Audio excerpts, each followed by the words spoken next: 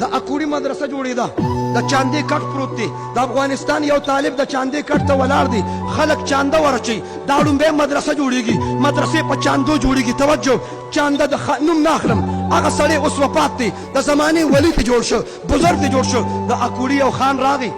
د چاندې کټ ته خپله سپلۍ راوغورځوله هغه طالب راغی د افغانستان هغه مهاجر هغه کابلي مولانا عبدالحق صاحب پسې راغی شیخ صاحب مولانا صاحب ستاسو د کلي خان زمونږ مدرسې ته سپک وکته زمونږ پټکي ته سپک وکته زمونږ ګیرې ته سپک وکته زما ادارې ته سپک وکته وګوره سپلۍ راوغورځوله زما د اکابرو داسې پراخه او غټه سینه ده مولانا عبدالحق رحمت الله علیه طالب ته وایي طالبه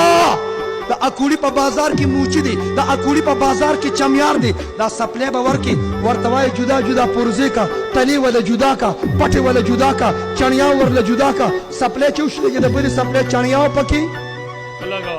لګي پکې دا جدا جدا کا ورته وایه چمیار موچي ته وایه د دې قیمت ولګوه چې کله قیمت ولګوي هغه به دله پیسې درکړي هغه پیسو باندې ګیلاس واخله ګیلاس واخله ګیلاس واخله او هغه ګیلاس د چاندې دا کټ سره چې کومه مټکې ده هغه ګیلاس دې مټکې سره کېده چې دا خلک په لاره تېرېږي را تېرېږي او تږي کېږي چې په دې ګیلاس کې اوبه څښې چې خان تاجر او ثواب رسېږي چې په دې ګیلاس کې اوبه څښې چې خان تاجر او ثواب رسېږي ته ما مدرسې پورې خاندې د دې علماو ستا د ثوابونو غم کړی دی دا درې صورتونه قاري عارف صاحب ځکه پرېښي دي چې موږ ته څه میلاو شي څه میلاو شي